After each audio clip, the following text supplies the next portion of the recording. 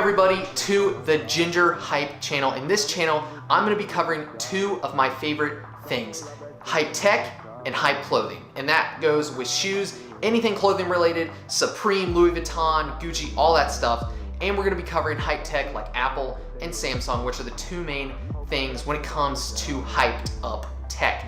Right now, I've been doing a ton of reselling, so for any of you resellers out there who are interested in doing that kind of stuff, I will also be covering that kind of thing for any of you guys who are into that. So I hope you guys enjoy this channel. This is the first video on the channel. If you're new here, which everybody is going to be new here, go ahead and subscribe if you liked the content in this video, and make sure to keep updated by clicking the notifications button so you can see when a new video drops anytime. Also, go ahead and follow me on social media. I have a new Instagram that I'm gonna link in the description below, and I'm gonna link my old Instagram. So I'm gonna be using both social media accounts on Instagram. Of course, I'm gonna be growing the Ginger Hype social media account way more, so I'm gonna be using the other one very sparsely, but of course I have a lot more followers on that one. The Ginger Hype one is gonna be brand new, but I'm gonna be building a following base, so go ahead and follow me on both if you want. Link in the description. This is the Nike Dual Tone Racer. Now, before you start going off on me and saying, oh, Greg, that's not $40, it's $90, it's $80, it's $70, it's not $40. Guys, I got this on a steal. I did not get this for $90, which is the retail price of these. Of course, nobody values them at $90 because they're not worth $90, and I would never pay $90 for these. But when I saw a coupon and it was down to $40, I just couldn't resist. So I bought them, and here's what I think of them. So before we get into my pros and cons of the shoe, let's go over some of the features. So on this shoe, the main material is a two-tone mesh material. You're not getting anything fancy with the shoe. This is not a Flyknit shoe. This is not the Flyknit Racer. It is just a basic two-tone mesh Nike shoe. You're not getting any advanced technology. You're not getting the special stuff, just a casual shoe with a nice look. Now, some of the other features, very lightweight, very comfortable, just a great all-around casual shoe. It comes in 26 different colorways, which I'm not gonna name them all because I do not know all 26. Of course, I know this is a black and white with a little bit of a pale color, as you can see right there, but for the most part, it's just a black and white shoe. Now, with that, there's tons of other colorways, like I said, so you're pretty much not gonna be able to go wrong with this shoe. You're gonna be able to pick about any color you want, and if you're willing to pay full retail, which is about $70 to $80, it might be $90 on the Nike website, but I think last time I checked it was around $80. You can do Nike ID, of course it's gonna run you up more money, I think $10 to $15, so it might end up being like a $95 to $100 shoe, which I do not suggest you pay for, so I suggest that you go online and pick one of the 26 colorways that are already out. The pros and cons of this shoe. Let's go over the pros first and we'll leave the cons for last. There's not that many cons, but there are a couple that really stand out. All right, so the first pro of this shoe is just the weight.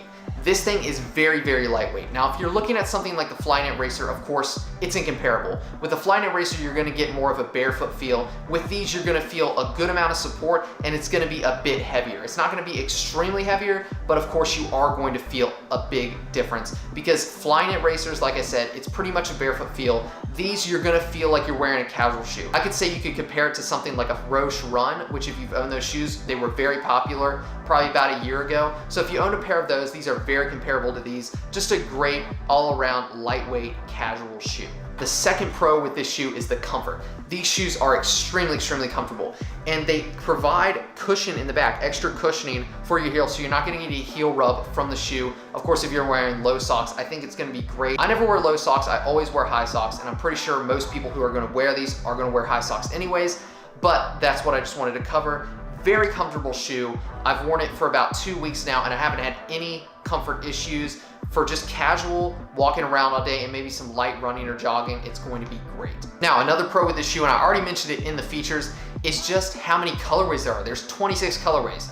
So if you don't want to go through the trouble of paying the extra money to go ahead and get Nike ID, there's 26 different colorways. I mean, that's so many, and you're probably gonna be able to find one you want, and you can get this on a discount. So you're probably gonna be able to get around $40 to $50 for about any colorway you want. So you can't go wrong with that.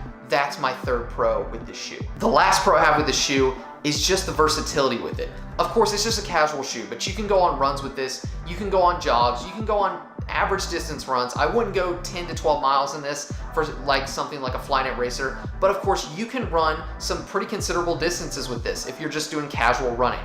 Of course, for people who don't want to go ahead and pay like $115 for the Flyknit Racers, this is a great option for just the all-around versatility. All right, so let's get into the cons. Now there's not as many cons, not near as many cons as there are pros with this shoe. There's only two main cons I have with the shoe, and the first one is just the build quality. Like, come on, Nike.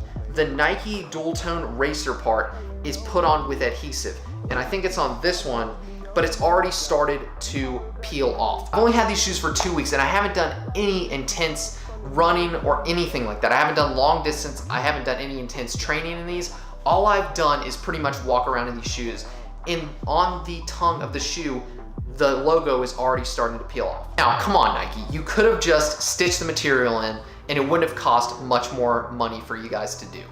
Now, I think it's very lazy on their part, and another thing I have with the build quality is I just don't think these shoes can last for that long. If you're doing something more than just casual walking, casual jogging, or just a casual run, then I think you're gonna have a lot of issues with these shoes. All right, the second con I have with the shoe, and it goes along with build quality, is just the longevity of this shoe. I think it's really sad that you have to pay upwards of $150 to $200 now to get a really good running shoe, or something that's gonna be comfortable and be used for running and not just a casual shoe. Of course, just like the Roshe Runs, you're not getting really good build quality with these, and that's gonna mean the longevity of these shoes is not gonna be really good.